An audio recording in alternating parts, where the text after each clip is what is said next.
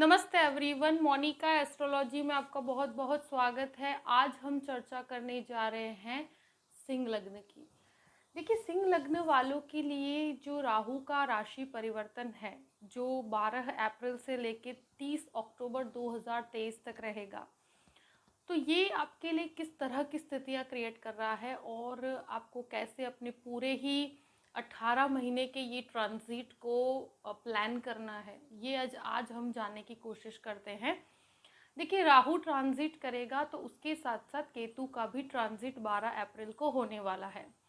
अभी क्या है कि राहु आपके दशम भाव में है और केतु आपके चतुर्थ भाव में है, क्योंकि अब 12 अप्रैल को राहु आपके नवम भाव में चला जाएगा और केतु आपके तृतीय भाव में चला जाएगा। तो एक तरह से क्या है, जो लास्ट 18 मंथ्स आपने निकाले हैं, ये समय में राहु ने जो दशम भाव में आपको काफ़ी प्रोग्रेस भी दिया है, मगर स्ट्रेस भी काफ़ी दिया है।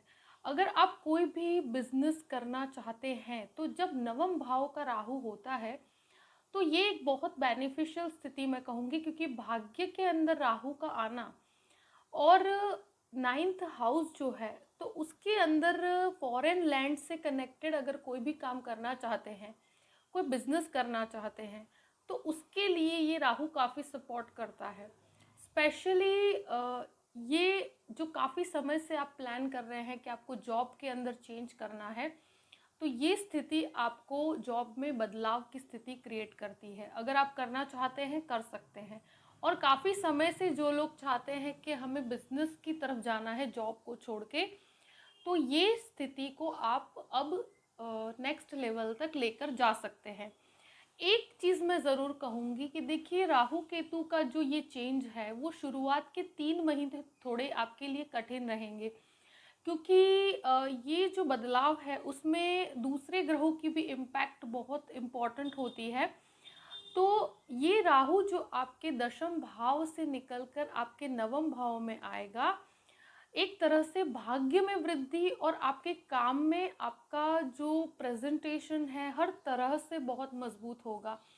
और इसकी 3 दृष्टियां हैं।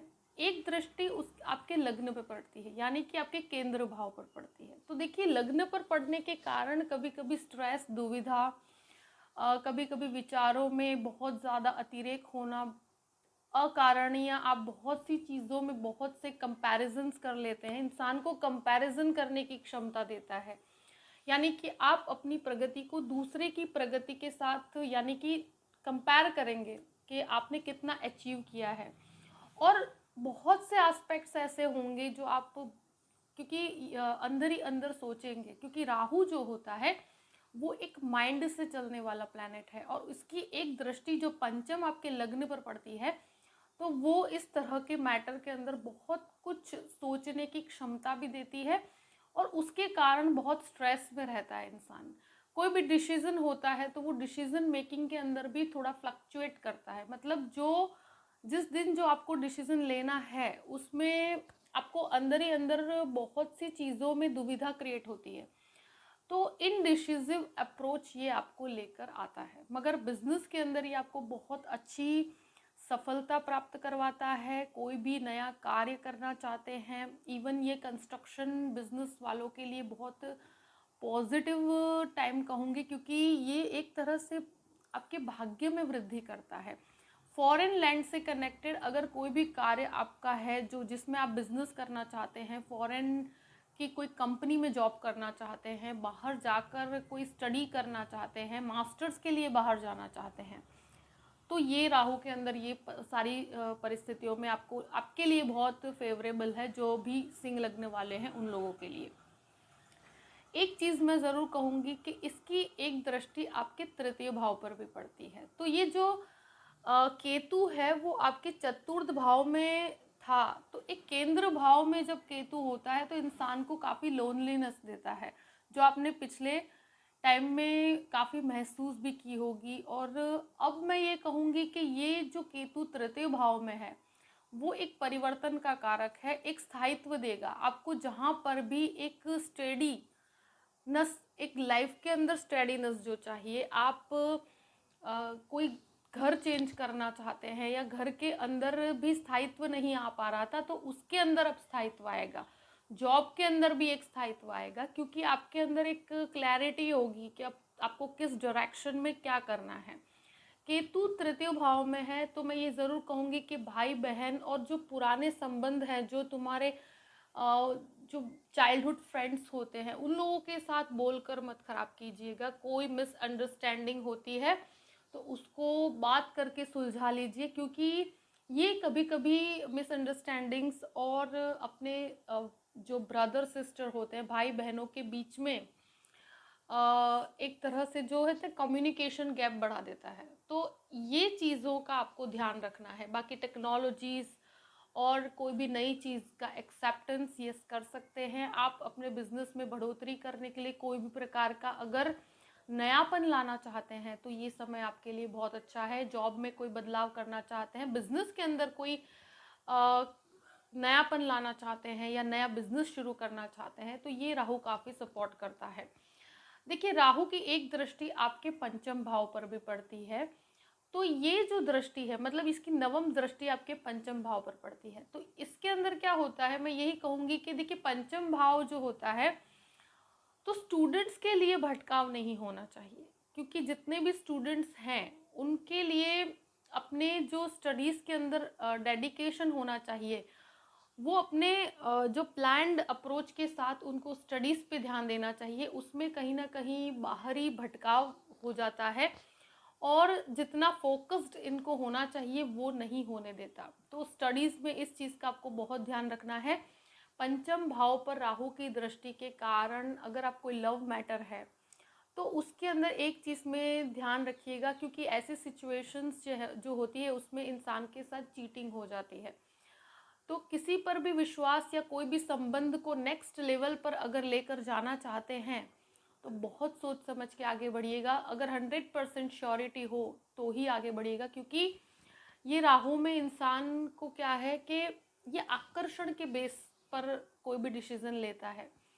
तो उसमें क्या होता है कि जितना आप चाहते हैं कि कहीं ना कहीं सामने से व्यक्ति के साथ कुछ चीज़ों में चीटिंग वाली स्थिति और सामने वाला जो बोल रहा है वो कुछ हद तक गलत निकलता है, तो एकदम से कोई धोखे की स्थिति क्रिएट होती है। देखिए, मैं डरा नहीं रही हूँ, मगर ये एक बहुत सोच समझ के इस मैटर में आगे बढ़िएगा। प्रेम के मामले में थोड़ा सा सोच समझ के आगे बढ़िए तो कोई प्रॉब्लम नहीं है। एकदम से किसी पर भरोसा करना आपके लिए योग्य नहीं है।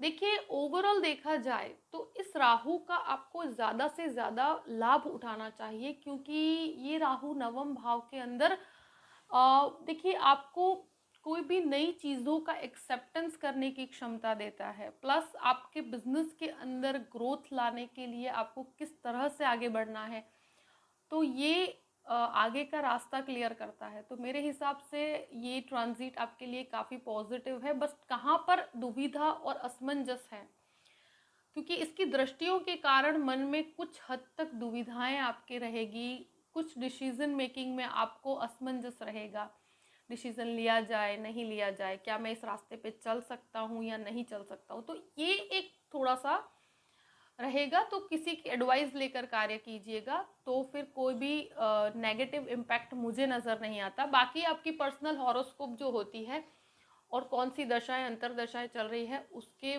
बिना हम कोई भी डिसीजन पे नहीं आ सकते, मगर मोटे रूप पे मैंने आपके बता दिया है कि ये राहु का ट्रांजिट आपके लिए किस तरह का परिवर्तन लेकर आने वाला है।